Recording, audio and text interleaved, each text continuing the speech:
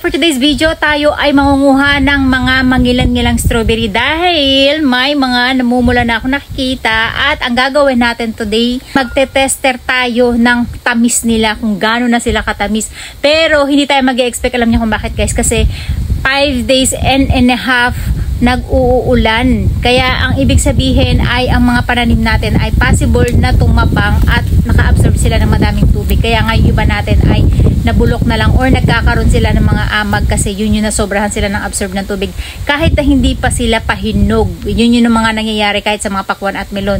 Kaya ang gagawin natin ay may handa na tayong platito at kukuhanin na natin sila. Kahapon hindi pa to ganun ka pula. Tayo nakita dito na maliit.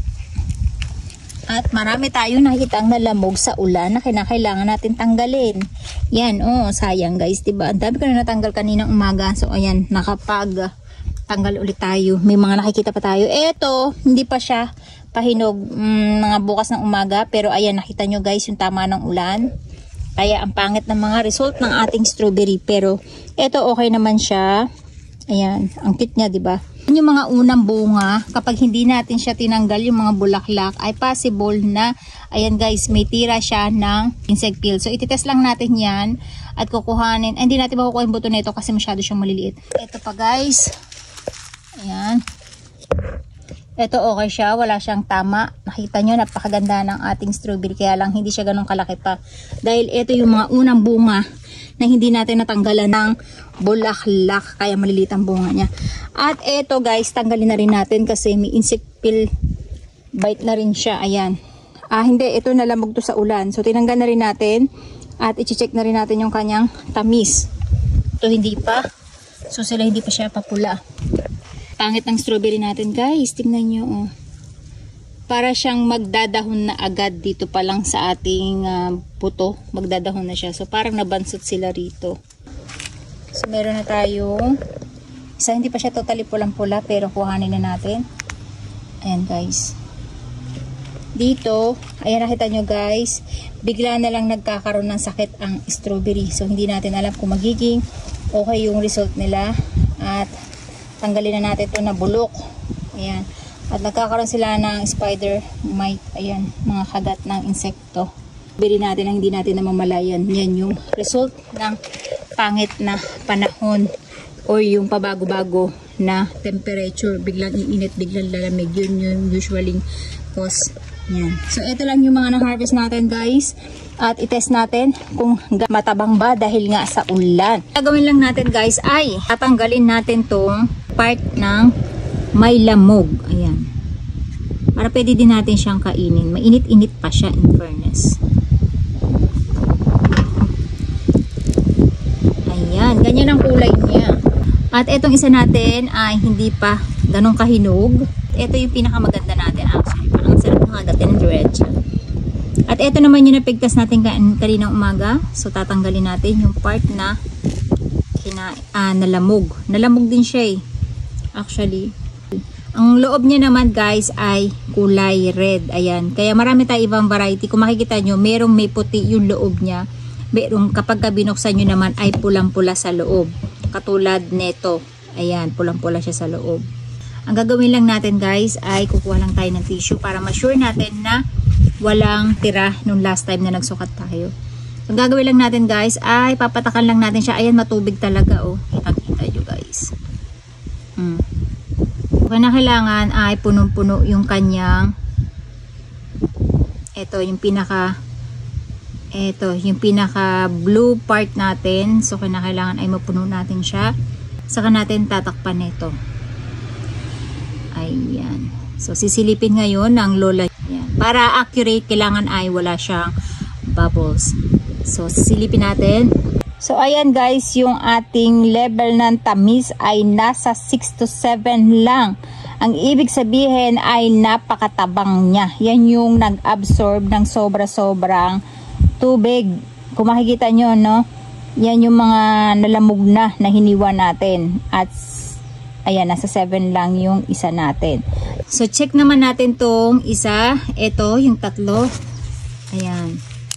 So, kailangan ay malinis yung ating pinagsukatan para walang natira nung last natin na Kulay pa lang niya, actually kita na natin na matabang siya talaga guys eh, no? Ayan. Ibababa lang natin tong ating takip. Same lang sila ng result. Ang ibig sabihin talaga ay ubod ng tabang yung ating strawberry after ng ulan. Kaya yung sinasabi ko sa inyo, kapag kaganyang maulan, hindi masarap ang mga bunga ng ating mga aanihin. So yung pangatlo naman natin guys, ito, yung nalamog din siya sa ulan.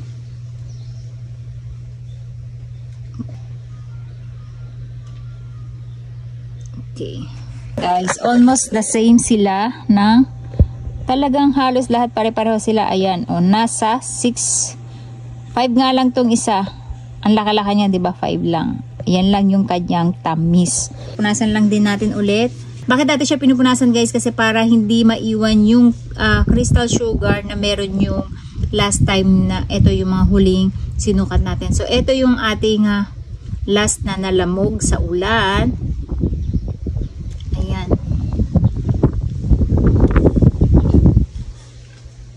Ayan. So matabang talaga sila.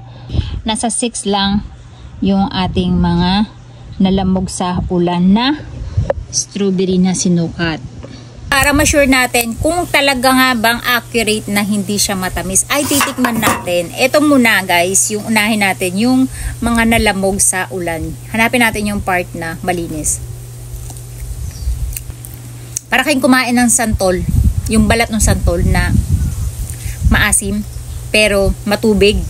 So, ibig sabihin, labog talaga siya sa tubig. Ito naman yung isa. Ang ganda ng buto niya, aahnihin ko sana yung buto niya. Maganda rin kasing variety to guys, Yotsuboshi. Tabang. Lamog sa tubig yung lasa niya guys. So, eto, halata naman na matabang siya kasi puti pa. Sobrang tabang nila. May tamis sila actually. Pero hindi ganun ka-tamis. Para kayong kumain ng santol na maasim na medyo matamis. Ganun yung lasa niya. Ito natin kakainin.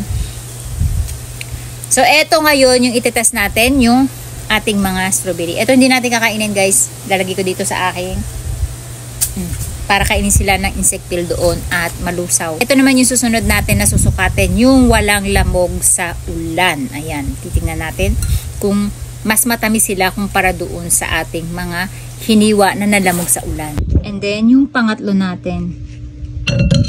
Ang gaganda ng kulay nila guys. Tingnan nyo. Oh. Diba? Pulang-pula siya sa loob. So, ito yung itetest natin na una. So, unahin natin itong maliit. Ayan. Same procedure lang din. Kukuha lang tayo ng kanyang sabaw. At kailangan mapuno natin itong ating lalagyan. Ayan. So, eto siya guys. Yung una nating sinukat ay nagre-range sa ayan.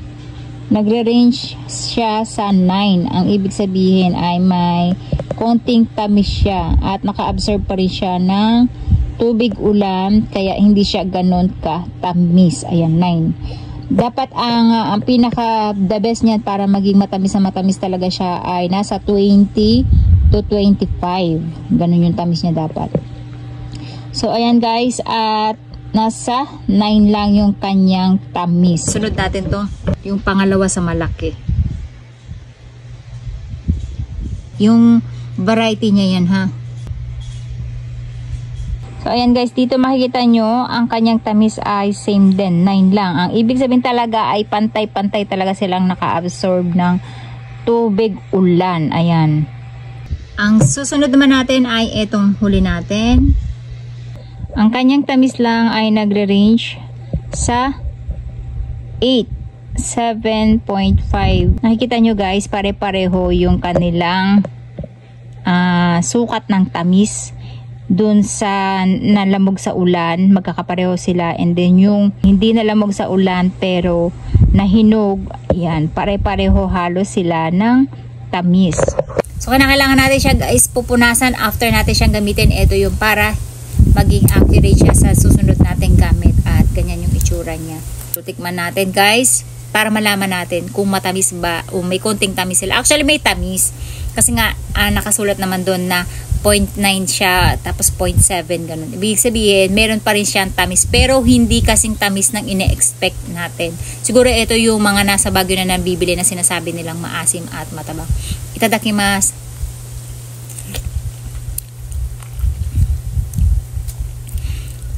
Mas matamis siya kumpara sa kanina. At less yung asim niya. Kasi nga, hindi siya masyadong nalamog sa tubig. Ayan. Sayang guys, masarap to eh. Kasi yung aroma na itong variety na to, mas matapang. Pero kulang siya sa tamis. Maasim siya ng konti. Parang ito yung natikman ko na binili ng nanay ko dati na bumili siya ng strawberry sa Blooming Tree. Gantong-ganto yung lasa niya. Maasim na. Parang lamog na. Ganon yung lasa niya. Ang ganda ng kulay niya, di ba? Pulang-pula. Matabang. Matabang siya guys. Hindi siya ganun katamis. So ayan guys, ganyan ang mga result na magiging pananim natin kapag ulan ng ulan, magiging matabang sila at hindi talaga masarap. Bukod doon, madali pa silang malamog. Kaya next time, magtitest naman tayo kapag maganda ng sunod-sunod yung panahon. Titingnan natin kung ano yung diferensya ng mas maganda ang panahon sa maulan na panahon. So yun lang!